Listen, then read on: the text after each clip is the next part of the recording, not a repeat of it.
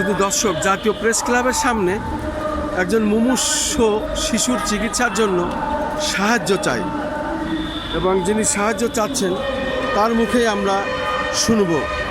এই শিশু বাচ্চা আপনার কি হয়? আমার মেয়ে হয়। আপনার কি নাম? 6 মাস বয়স। আমার নাম মোহাম্মদ সজীব হাওলাদার। আপনি এখন কি চাচ্ছেন? আমি চাচ্ছি আমার মেয়ের সাহায্য চাচ্ছি। আমার টাকার প্রয়োজন অনেক।